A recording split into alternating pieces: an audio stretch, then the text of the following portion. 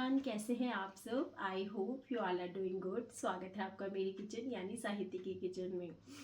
Winter में गाजर गोभी मतलब इतनी अच्छी आती है ना कि देखते ही मन करता है कि कुछ बनाया जाए। बट सबसे पहले जो हम विंटर में बनाना प्रेफर करते हैं वो है अचार। तो चलिए आसान से तरीके से बनाएंगे आज गाजर गोभी और मूली का टेस्टी सा अचार। बहुत ही जल्दी बन जाता है और मिनटों में बनकर खाने के लिए तैयार हो जाता है। तो चलिए मेरे साथ ट्राई करते हैं आज की रेसिपी। मूली गाजर गोभी का अचार बनाने के लिए हमें चाहिए यहाँ पे मूली गाजर और गोभी। क्वांटिटी मैंने इनकी जो है वो हाफ केजी ली थी। आप जितना आपने डालना हो उस हिसाब से आप क्वांटिटी ले सकते हो। तो मूली के मैंने पत्ते वगैरह अच्छे से तोड़ लिए थे। अब इनको मैं छील लूँगी। ठीक है जी, छील के पील ऑफ कर लूँगी, मतलब इनको अच्छे से पील ऑफ कर लूँगी। आगे की और पीछे का हिस्सा हम कट कर देंगे जैसे हम नॉर्मली करते हैं। तो बहुत ही बेनिफिशियल अचार होता है ये, सर्दी में सब लोग बनाते हैं। डाइजेशन के लिए बहुत अच्छा होता है और पूरी के साथ पराठे के साथ सबके साथ बहुत टेस्टी लगता है। गाजर भी अभी मार्केट में बिल्कुल रेड रेड आ रही है, बहुत अच्छी गाजर और गोभी आ रही है। तो सेम प्रोसीजर मैंने गाजर के साथ भी ऐसे ही कर लिया। छील लिया अच्छे से, मैंने इनको छील कर धोया था, पहले भी धो लिया था, अब छील के भी धो लेंगे। हम काट के नहीं धोएंगे क्योंकि जब हम काट के धोते हैं ना तो फिर उसे थोड़ा सूखने में टाइम लग जाता है। तो ये अचार इंस्टेंट बन जाता है। ठीक है, अगर आप इसको धूप लगवाते हैं तो इसकी शेल्फ लाइफ और बढ़ जाती है। तो मैं पहले भी धो रही हूँ और फिर छीलने के बाद धो के इनको थोड़ा सा ड्राई होंगे, फिर इसके बाद इसको कट कर लेंगे ताकि इसमें जो मॉइस्चर है वो कम से कम हो। अब गोभी के भी मैंने ऐसे ही फूल जो है वो तोड़ लिए थे, फिर इनको छोटे पीसेस में कट कर लिया था। तो क्वांटिटी आप अपने हिसाब से रख सकते हो, जितनी आप क्वांटिटी लोगे ये गाजर गोभी और मूली की उसी हिसाब से आपका जो आगे का मसाला है वो रेडी होगा। तो मैंने यहाँ पे हाफ केजी जो है क्वांटिटी ली थी। हम बहुत ज़्यादा स्पाइसी नहीं बनाएंगे, थोड़ा सा खट्टा मीठा अचार बनाएंगे। ठीक है जी, यहाँ पे मैं मीठा भी नहीं बना रही हूँ, थोड़ा खट्टा सा ही बना रही हूँ। तो मीठा अगर आपने बनाना है तो आप इसमें गुड़ ऐड ऑन कर सकते हो। तो गोभी को भी मैंने अच्छे से काट लिया था। आप भी ज़रूर बनाते होगे, आपका बनाने का अचार क्या प्रोसीजर है आप मुझे ज़रूर बताइएगा, मुझे अच्छा लगेगा कि आप कैसे बनाते हो अचार। तो अब इसे मैंने वॉश कर लेना है। वॉश करके अब मैं इसके स्लाइस कट कर लूँगी। मूली के मैंने लंबे वाले स्लाइसिस कट किए थे। ठीक है जी, हाफ इंच के ऐसे ही अच्छे लगते हैं। और गाजर के भी मैंने ऐसे ही कट किए थे।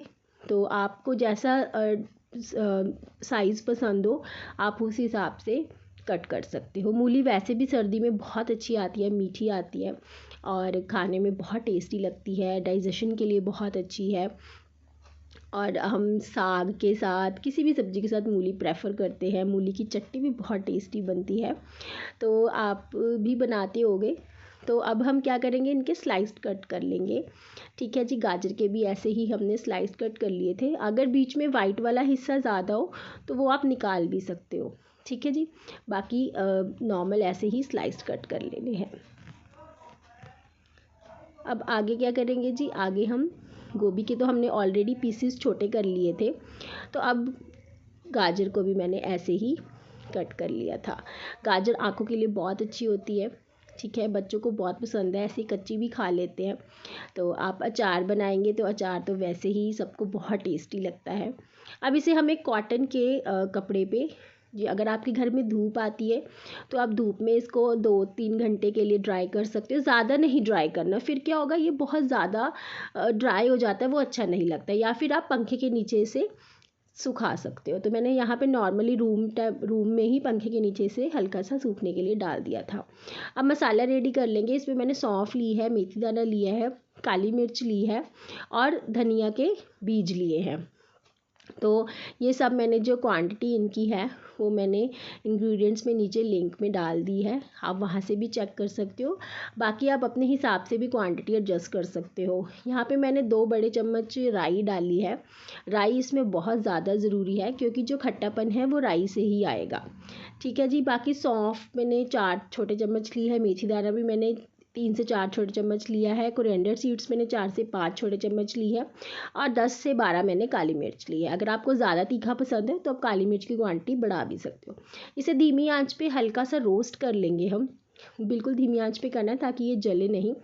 रोस्ट कर लेंगे, जब राई चटक जाएगी तो इसे हम निकाल के थोड़ा ठंडा कर लेंगे। तो ये हमारे जो गाजर, गोभी और मूली थे ये भी अच्छे से सूख गए थे, तो इसे भी अब हम कलेक्ट कर लेते हैं और एक बिल्कुल सूखे बर्तन में से डाल लेते हैं। आपने ये ध्यान रखना कि आपके हाथ गीले नहीं होने चाहिए। कोई भी अचार बनाते हो बर्तन गीला नहीं होना चाहिए, क्योंकि फिर उससे उसकी शेल्फ़ लाइफ कम हो जाती है, फंगल लग जाती है जल्दी। अब कढ़ाई ले ली थी मैंने, उसमें मैंने मस्टर्ड ऑयल डाल लिया था।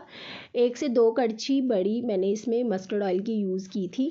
क्वांटिटी के हिसाब से आप ऑयल एडजस्ट कर सकते हो। अब मैंने मसाला जो रोस्ट किया था उसे ग्राइंड कर लिया। अब मैंने तेल गरम हो गया था अच्छे से, इसमें हींग डाल दी, 2 चम्मच ग्रेट किया हुआ अदरक डाल दिया। आप चाहो तो इसमें लहसुन भी डाल सकते हो, 8 से 10 कलियाँ, मैंने नहीं डाला था। अब इसमें कश्मीरी लाल मिर्च डाल दी 2 से 3 चम्मच और 3 से 4 चम्मच मैंने यहाँ पे हल्दी डाल दी। हल्दी बहुत ज़रूरी है अचार के लिए, कलर भी बहुत अच्छा आता है और वैसे भी हल्दी तो हर अचार में डलती है। अब इसमें हम ये जो सारे हमारे कटे हुए स्लाइस थे वो डाल दिए।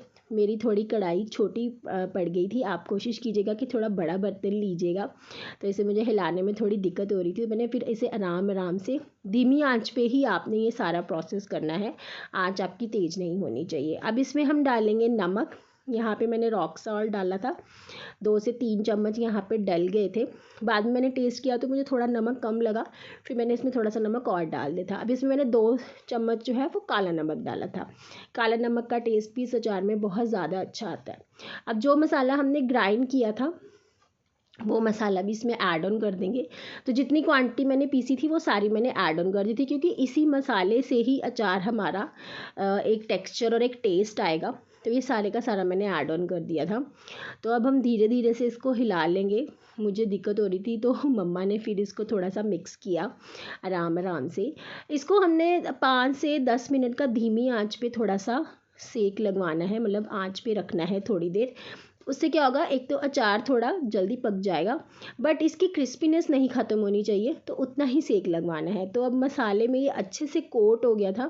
फ्लेम को भी मैंने ऑफ़ कर दिया था बहुत ज़्यादा। अगर आप इंस्टेंट चाहते हो तो आप थोड़ा सा और इसको आंच पे पका सकते हो, फिर जल्दी बन जाता है ये। तो देखिए मैंने बाउल में निकाल के दिखाया है। अभी ये थोड़ा गर्म ही था, बहुत ही इसका मसाला जो है बहुत टेस्टी बना था। अब क्या करेंगे, एक सूखा जार ले लेंगे। यहाँ पे मैं एक कांच की बर्नी ले रही हूँ, आप कोई भी जार लो, बट कोशिश कीजिएगा कि वो बिल्कुल ड्राई होना चाहिए, नहीं तो मैंने बताया ना कि जार को फंगल लग जाती है अगर वो गीला रह जाएगा। तो इसे अब ठंडा कर लिया था, बिल्कुल ठंडा करके हमने इसको बर्नी या जार जो भी है आपका उसमें डालना है, क्योंकि अगर आप गर्म डाल दोगे तो फिर वो मॉइस्चर पकड़ लेगा। ठीक है, तो बिल्कुल ठंडा करके हमने इसको जार में डाल लिया था। अब इसे अगर आप 1 दिन की धूप लगवाएंगे तो भी सही है, वरना ये खाने के लिए एज़ इट इज़ रेडी है। तो अचार हमारा सर्दी में खाने के लिए बनकर तैयार है। आप इसे चाहे तो अभी सर्व कर सकते हो या फिर धूप लगवाने के बाद 1 दिन या 1 दिन के बाद भी आप खा सकते हो। ये टेस्टी सा अचार हमारा बनकर तैयार है, ज़रूर ट्राई कीजिए। देखिए ये टेस्टी सा अचार बनकर तैयार है। घर में जो हमारे बेसिक मसाले हैं उन्हीं से बन जाता है और झटपट खाने के लिए रेडी हो जाता है। थोड़ी सी धूप लगवाएंगे तो इसकी शेल्फ लाइफ और बढ़ जाएगी। तो आई होप आज की ये रेसिपी आपको अच्छी लगी होगी। ऐसे ही और रेसिपीज़ के लिए प्लीज़ मेरे चैनल को सब्सक्राइब कीजिए। मेरी वीडियोस अगर आपको पसंद आ रही है तो ज़्यादा से ज़्यादा लाइक, शेयर एंड कमेंट कीजिए और हाँ, बेल आइकन बटन दबाना मत भूलिएगा। Thank you for watching.